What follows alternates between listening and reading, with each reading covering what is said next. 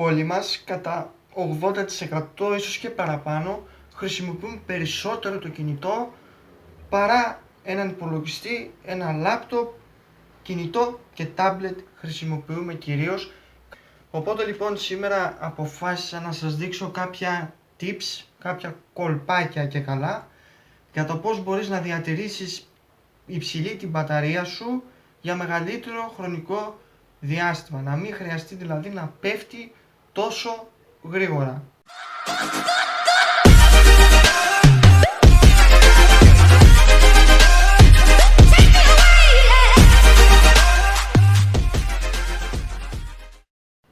Γεια σου, είμαι ο Μάκης και είσαι στο κανάλι μου μέσα στο YouTube.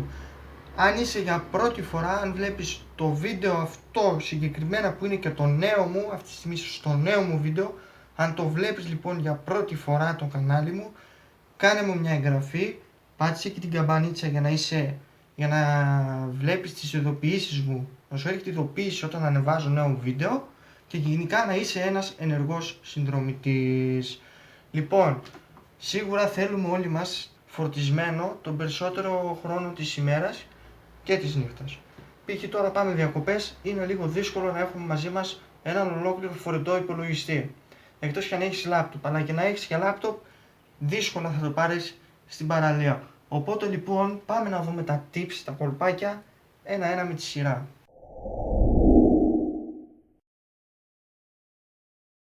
Πρώτα απ' όλα απενεργοποιείς τη φωτεινότητα.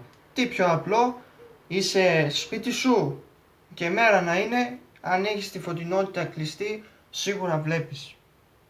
Αν ακόμα καλύτερα είναι και νύχτα, τότε ακόμα καλύτερα βλέπεις. Οπότε κρατάμε χαμηλή τη φωτεινότητα. Δεν μπορείς να το κάνεις, θα το δούμε τώρα μαζί. Τη φωτεινότητα λοιπόν την μειώνεις και την αυξάνεις πολύ εύκολα, όπως είπα από εδώ πάνω. Ορίστε, τη μειώνεις, την αυξάνεις.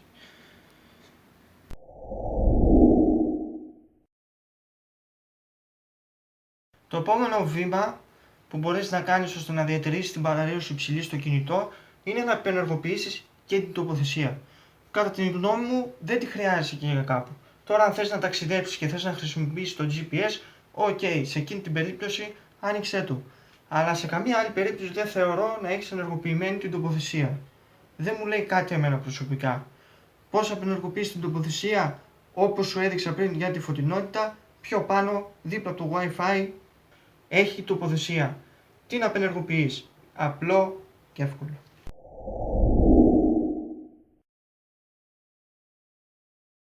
Συνεχίζοντας, μπορείς να απενεργοποιήσεις τις εφαρμογές που βρίσκονται στο φόντο εφαρμογών. Το φόντο εφαρμογών είναι έτσι όπως έχεις στο κινητό, αυτά που έχεις πάνω. Play Store, επαφές, μηνύματα, bla bla bla bla bla bla bla bla. Αν έχεις τώρα εσύ, μπαίνεις και κατεβάζεις μια εφαρμογή από το Play Store, επειδή σου άρεσε κάποτε. Την κατεβάζεις λοιπόν, αλλά μετά από καιρό βλέπεις δεν τη χρησιμοποιείς. Αυτήν και άλλες πολλές. Π.χ. παράδειγμα δίνω.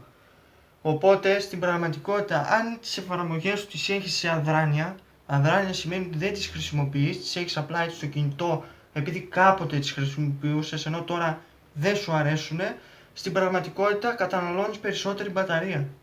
Οπότε ρίξτε μια ματιά στις εφαρμογές σας και ό,τι δεν χρειάζεστε, όποιες δεν χρειάζεστε, απενεργοποιήστε τες, καταργήστε τες. Καταναλώνετε περισσότερη μπαταρία με το να έχετε εφαρμογές σε αδράνεια.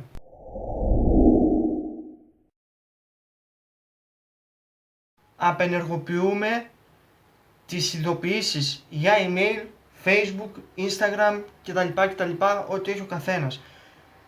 Αυτές οι ειδοποιήσεις είναι που έρχονται πάνω στην μπάρα ειδοποιήσεων στο κινητό. Αυτά μπορείς να τα απενεργοποιήσεις, αυτές τις ειδοποιήσεις. Όποιες θες εσύ, όχι όλες. Το πώς θα το δούμε τώρα μαζί. Για να απενεργοποιήσεις τις ειδοποιήσεις όπως είπα για κάποια social media όπως Facebook, Instagram κτλ. Πολύ απλά κατεβάζεις εδώ και πατάς ρυθμίσεις ειδοποιήσεων. Λοιπόν, μπαίνει μέσα και όπως βλέπετε εδώ πέρα εγώ έχω όλες τις εφαρμογές ενεργές, που σημαίνει κάνει κάποιος στο Facebook Live ή κάτι τέλος πάντων, μου έρχεται και εδώ πάνω ειδοποίηση. Και γι' αυτό μπορώ να το απενεργοποιήσω, για να μην μου έρχονται και να μην καίω και μπαταρία.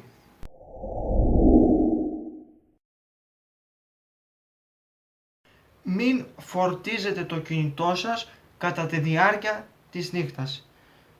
Είναι λίγο λογικό να μην το έχετε σκεφτεί αυτό, αλλά στις μέρες μας, στα σύγχρονα κινητά, η μπαταρία φθήρεται περισσότερο όταν τη φορτίζεις το βράδυ και συνολικά χαλάει και η διάρκεια της μπαταρίας. Οπότε μια λύση είναι να το φορτίζετε κατά τη διάρκεια της μέρας σε χρονικά διαστήματα. Όταν βλέπετε ότι πέφτει λίγο, στην πρίζα. Δεν χρειάζεται να αφήσουμε το κινητό μας να πέσει τελείως η μπαταρία, όπως γινόταν παλιά, που μας έλεγαν πρέπει να αφήσεις το κινητό σου να πέσει η μπαταρία και μετά να το φορτίσεις. Στα σύγχρονα κινητά, στα κινητά που χρησιμοποιούμε τώρα, δεν ισχύει.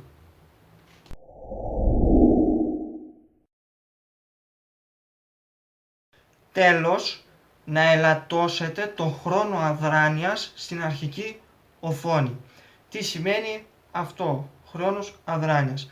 Καταρχήν, πρώτα απ' όλα, δεν το έχουν όλα τα κινητά αυτό το πράγμα.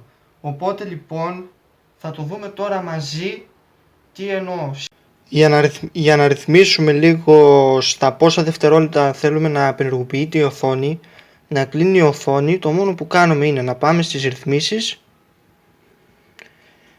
και μετά εδώ που λέει εμφάνιση, φωτεινότητα, αρχική οθόνη, και μετά κατεβαίνουμε κάτω και λέει εδώ πέρα λήξη χρονικού ορίου οθόνης. Εγώ το έχω στα 30 δευτερόλεπτα. Π.χ. αν αφήσω το κινητό τώρα έτσι και δεν το ακουμπάω, σε 30 δευτερόλεπτα κλείνει η οθόνη. Αυτό είναι ο χρόνος αδράνειας της οθόνης. Οπότε εδώ πέρα εσείς αποφασίζετε και κάνετε. Λοιπόν, αυτό ήταν το βιντεάκι, ελπίζω να βοήθησα. Είναι πράγματα απλά, σίγουρα οι περισσότεροι μπορεί να τα ξέρετε. Οπότε λοιπόν θα σας έχω τώρα και στο τέλος μια λίστα αυτά που σας είπα, για να τα δείτε κιόλας και να τα εφαρμόσετε.